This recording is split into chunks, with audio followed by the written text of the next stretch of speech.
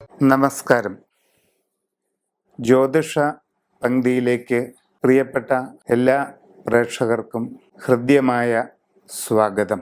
അശ്വതി മുതൽ രേവതി വരെയുള്ള 27 നാളുകാരുടെ പൊതുവായ ചില സ്വഭാവങ്ങളും അവരുടെ ഇപ്പോഴുള്ള സമയങ്ങളുമാണ് നാം ഇന്ന് പറയുന്നത്. പുണർതം നാളുകാർ, ഇവർ വളരെ ശാന്തശീലരും വിഷാദശീലരും കൂടിയാണ്. തങ്ങളുടെ മനസ്സിൻ്റെ താല്പര്യങ്ങളും ഉദ്ദേശ ലക്ഷ്യങ്ങളും ഒന്നും പലപ്പോഴും പൂർണ്ണമായി തുറന്നു പറയാൻ പറ്റാത്തവരാണ് പുണർതം നാളുകാർ.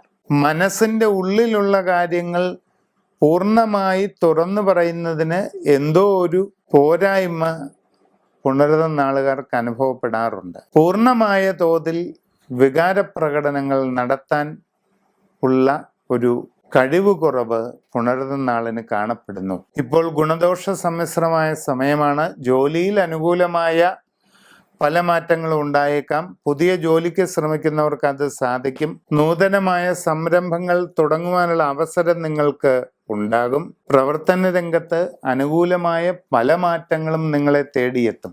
ദീർഘകാലമായിട്ട് ആലോചിക്കുന്ന പല ലക്ഷ്യങ്ങളും സാധിക്കുവാനായിട്ട് നിങ്ങൾക്ക് അവസരമുണ്ടാകും.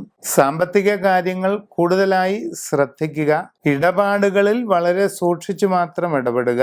ധനവിനിയോഗം വളരെ ജാഗ്രത പാലിക്കണം. അവിചാരിതമായ നഷ്ടങ്ങൾക്കും കാര്യപരാജയങ്ങൾക്കും ഒക്കെ ഒരു സാധ്യതയുണ്ട്. നിങ്ങളുടെ ദൈവാധീന സ്ഥിതിയും ആരൂഢ സ്ഥിതിയും ശരിയായ രീതിയിൽ സൂര്യരാശി ചിന്ത ചെയ്ത് മനസ്സിലാക്കി ഉചിത പ്രതിവിധി ചെയ്യുന്നതാണ് ഏറ്റവും നല്ലത്.